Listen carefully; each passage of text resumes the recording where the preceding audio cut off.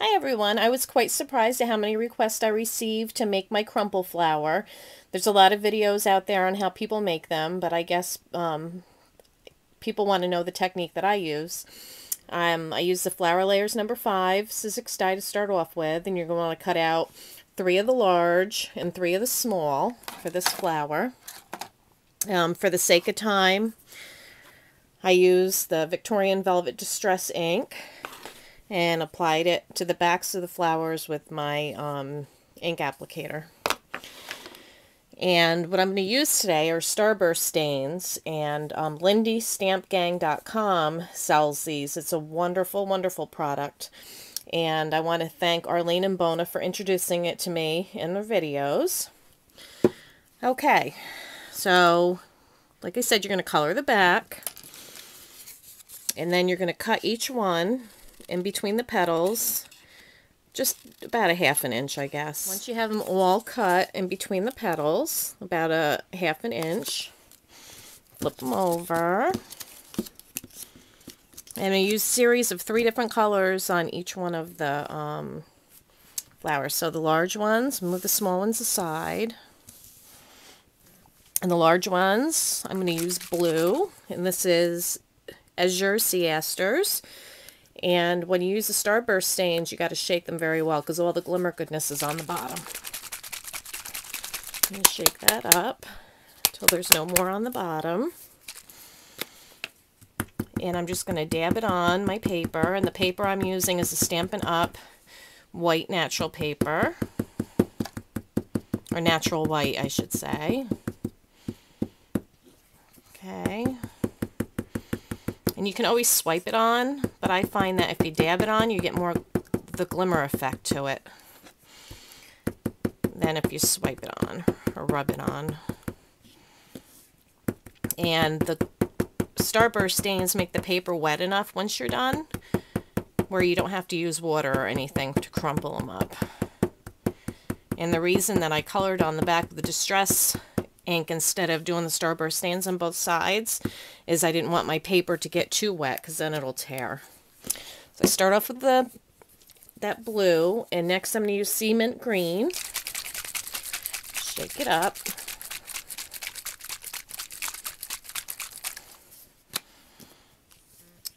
And I'm just going to tap, just a little tap around the outside part.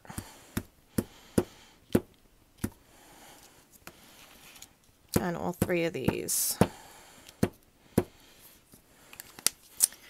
And then I'm going to use Opal Sea Oats. Shake it up.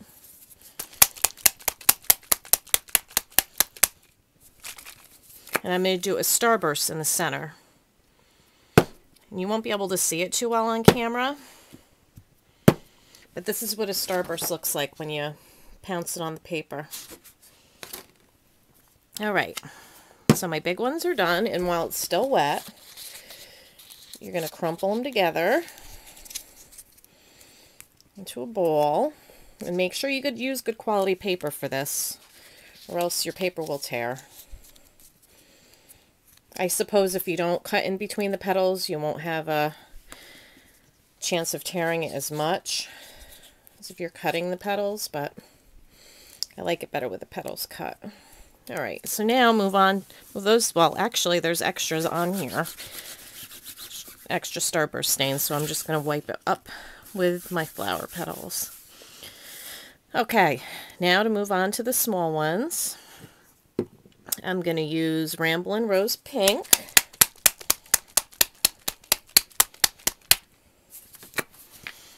And I'm going to color the whole thing with the pink on all 3 of them.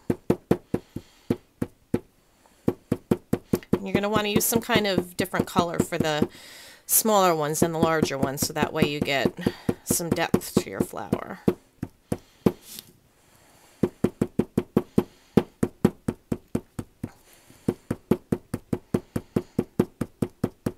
Okay. The color I'm going to use next is Cocklebell's Coral, which is also another pretty color. All the colors are beautiful.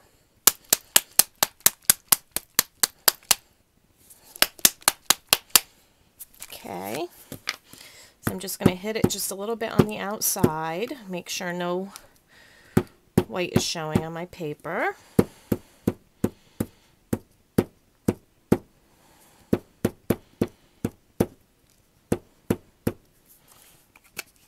And then I'm going to use Glory of the Seas Gold to do a starburst in the center of each one of them.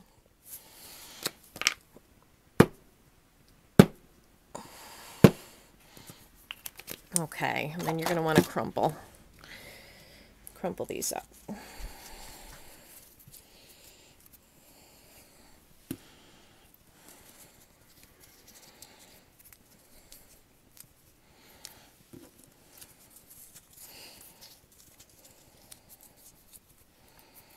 And again, you can take all three of them and rub it around on your mat. It's best to use this with the like the Ranger nonstick mat or some other kind of nonstick mat, and it will stain your hands and it will stain clothing, the starburst stains, so be aware of that.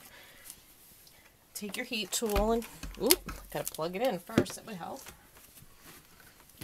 Only on camera, right? Okay, take your heat tool. You gotta dry them a bit. And if you want to add some more depth to your flowers and some more texture, you can also go over it with a distress ink. You can straighten it out just a little bit. And you can always tap the top edges of the leaves over the petals of your flowers. So maybe we'll do that.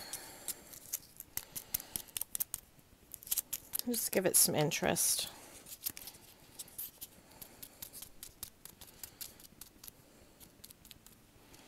Let's see how this turns out. Never done this before, but seems like a good idea.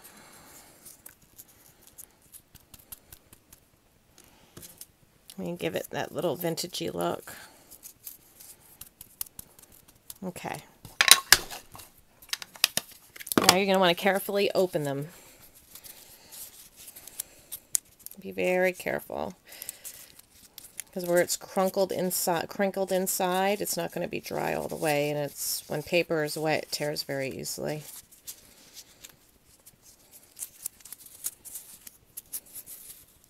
Yay, no rip petals.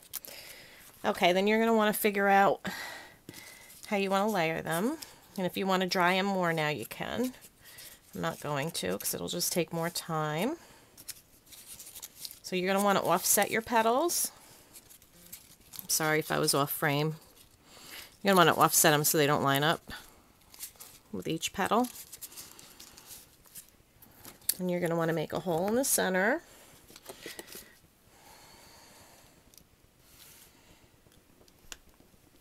For your brad. And if you're not using a brad, if you want to glue them together, you don't have to do this part.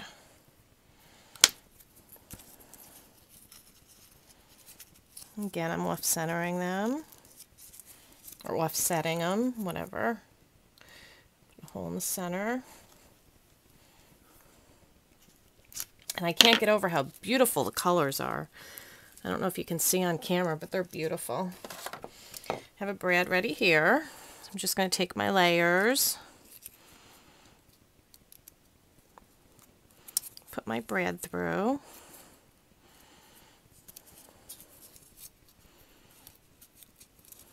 And try to offset the petals as I'm doing so, which I didn't do it there.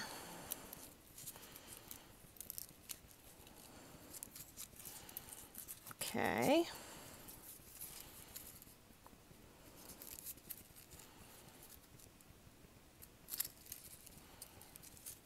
Okay, so here's my center part of my flower.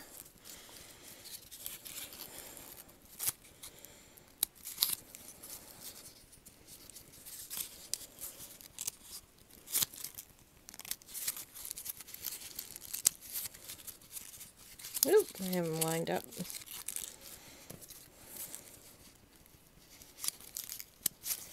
Okay, and then just secure your brad in the back. I'm sorry if I was off camera. And here is your crumple flower. I think they're really pretty, and with the starburst stains, they are beautiful. Thanks again, Arlene and Bona. I really appreciate your videos. You guys are the best enablers out there. So here you go. Here's my crumple flower. You get the light better so you could see. I wish you could see the color. It's so beautiful. So everybody give it a try. And if you can, get the starburst stains. And I'll put the link to the company's email, their link to their store right down below. Okay? So thank you everybody for watching, and have a good night. Bye.